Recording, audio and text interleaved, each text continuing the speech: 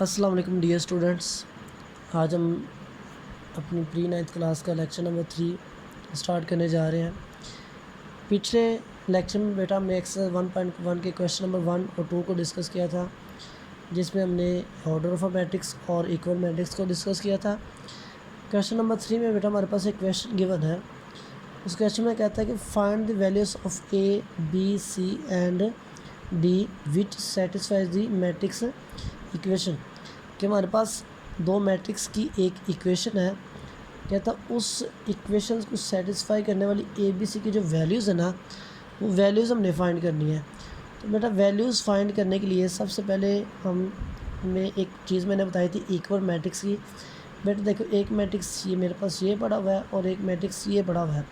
ये दोनों मैट्रिक्स यहाँ पे इक्वल रखे गए हैं, तो इसका मतलब है कि इन मैट्रिक्स के इक्वल होने के लिए इनका जो ऑर्डर है वो बिल्कुल सेम होना चाहिए, जो कि इसका भी 2/2 है और इसका भी 2/2 है।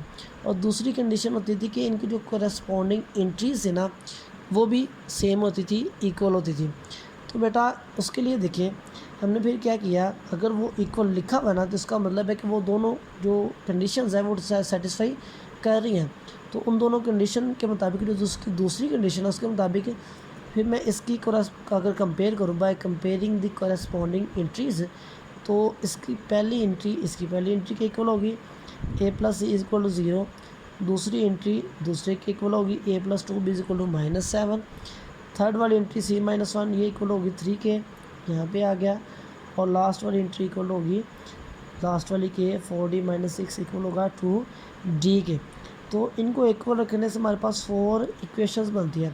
अच्छा, उन 4 इक्वेशंस में बेटा ज़रा देखें कि सबसे पहले जो पहली इक्वेशन है, उस पहली इक्वेशन में 2 वेरिएबल्स पड़े हैं और दोनों को दोनों यहाँ पे अननोन है, तो मतलब इनकी वैल्यू इसको हम सॉल्व नहीं कर सकते। सेकंड वाले में देखें, यहाँ पे ए और बी है, दोनों की वैल्यू अननोन है। तो अगर किसी एक की वैल्यू में मालूम होगी तो हम बड़ी आसानी से उसको सॉल्व कर सकेंगे, लेकिन इसको भी सॉल्व कर सकते। थर्ड वाले में देखें बेटा कि हमारे पास सिर्फ सी है, बाकी दोनों क्या है, कांस्टेंट है। सिर्फ एक ही वेरिएबल यहाँ पे पड़ा हुआ है, तो हम क्या करेंगे, इस थर्ड वाली को यूज़ करके यहाँ से सी की वैल्यू निकाल सकते हैं। तो फ्रॉम 3 बेटा देखिए c-1 इज इक्वल टू 3, -1 उधर जाके +1 हो जाएगा, 3 + 1 इज इक्वल टू 4। तो हमारे पास सी की वैल्यू क्या आ गई 4। बेटा हमारी 4 वाली इक्वेशन को देखें तो यहाँ पे डी सिर्फ डी है, दोनों साइड पे सिर्फ एक ही वेरिएबल है, बाकी कांस्टेंट है। तो देखिए उस इक्वेशन को हम 4 वाली को यूज़ कर लेंगे, 4d-6 is equal to 2d। हमने d एक साइड पे कर लिया, कांस्टेंट एक साइड पे ले गए, 4d-2d हो गया। 4d में से 2d माइनस हमारे पास 2d बचा, तो ये -6 उधर जाके +6 हो गया। तो बेटा d की वैल्यू निकालें तो उधर जाके डिवाइड हो जाएगा 2, तो 6/2 हमारे पास आ गया 3, तो d की वैल्यू आ गई 3। अब बेटा यहाँ पे देखिए हमें सी की वैल्यू पता है, तो अगर हम पहली इक्वेशन में सी की वैल्यू लिखेंगे तो हमारे पास ए की वैल्यू आ जाएगी। तो देखिए हमने क्या किया, put value of C in 1, तो a plus C is equal to 0। C की वैल्यू क्या थी 4, 4 उधर जाके माइनस हो गया, तो ए की वैल्यू हमारे पास आ गई -4। लास्ट वाली बेटा रहेगी ए। अब ए की वैल्यू भी हमारे पास आ गई, तो हम सेकेंड इक्वेशन को यूज़ करके वहाँ से बी की वैल्यू निकाल लेंगे। तो बेटा देखिए a + 2b is equal to -7। यहाँ पे मैंने a की वैल्यू रखी -4 उधर जाके +4, -7 में से +4 -3, 2 उधर जाके डिवाइड हो जाता, तो b की वैल्यू हमारे पास आ जाएगी -3/2। ये था हमारे पास क्वेश्चन नंबर 3 एक्सरसाइज 1.1 का।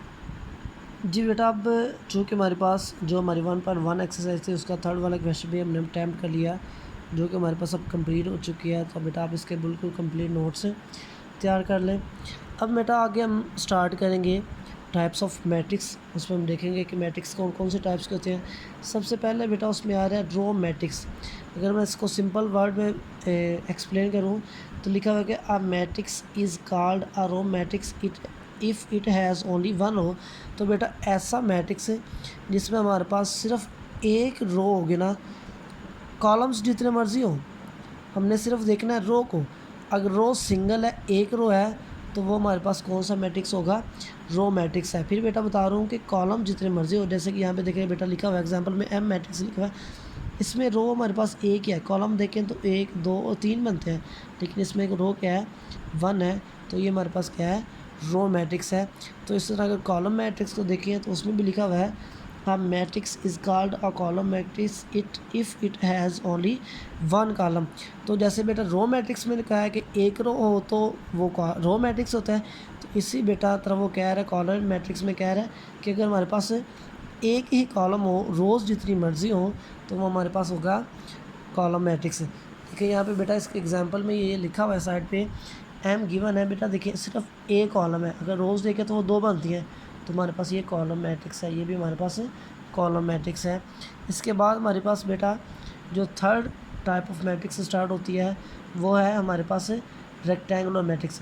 पहले बेटा सिंपल वर्ड में बता रहा हूँ कि रेक्टेंगुलर मैट्रिक्स एक ऐसी मैट्रिक्स होती है जिसमें रोज़ और कॉलम्स की जो तादाद है वो आपस में इक्वल नहीं होती, बराबर नहीं होती।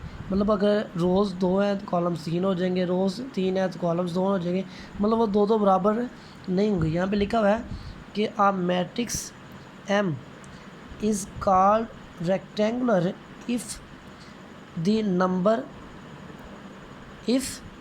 Number of rows of M is not equal to number of columns. वो कह रहा है कि जो नंबर ऑफ रोज़ है एम की वो नॉट इक्वल होंगे नंबर ऑफ कॉलम्स और किसकी, एम की। जैसे कि बेटा यहाँ पे देखिए ए गिवन है, एक दो तीन रोज़ हैं और कॉलम्स दो हैं, एक दो रोज़ हैं, कॉलम्स तीन है। तो ये बेटा सारे के सारे क्या हैं, रेक्टेंगुलर मैट्रिक्स है जिनमें कॉलम्स की तादाद और रोज़ की तादाद आपस में इक्वल नहीं होती। तो बेटा इसके बिल्कुल उलट है स्क्वायर मैट्रिक्स। इसमें क्या होता है कि इसमें रोज़ और कॉलम्स की तादाद इक्वल होती है, रेक्टेंगुलर मैट्रिक्स में इक्वल नहीं होती, स्क्वायर मैट्रिक्स में इक्वल होती है। A matrix is called a square matrix if its number of rows is equal to its number of columns. जैसे ए मैट्रिक्स है, एक रो एक दूसरी रो, दो रोज़ हैं और दो कॉलम्स हैं, एक दो तीन रोज़, एक दो तीन कॉलम्स। यहाँ पे देखो एक कॉलम एक रो, भी हमारे पास क्लियर हो जाता है। और बेटा लास्ट वाला हम डिस्कस यहाँ पे करेंगे नल और ज़ीरो मैट्रिक्स हो। तो ऐसा मैट्रिक्स बेटा जिसमें सारी की सारी एंट्रीज़ क्या होंगी, ज़ीरो होंगी, नल होंगी, वो हमारे पास क्या होगा, नल या ज़ीरो मैट्रिक्स है। A matrix M is called a null or zero matrix if each of its entries is zero। कि अगर उसमें पढ़ी जितनी भी एंट्रीज हैं वो सारी की सारी क्या होंगी, ज़ीरो होंगी। तो ऐसा मैट्रिक्स हमारे पास क्या होगा, नल और ज़ीरो मैट्रिक्स होगा बेटा। तो बेटा ये थे हमारे कुछ डेफिनेशन, इनको आपने याद करना है, इनके नोट्स बनाने हैं, एक्सरसाइज 1.1 के भी नोट्स बनाने हैं, और ये आपने इनकी प्रैक्टिस भी बेटा अच्छे तरीके से कर लेनी है। और ये जो डेफिनेशन है इनको भी बड़े अच्छे तरीके से याद कर लेना है, पेपर में ये लाजमी आती है।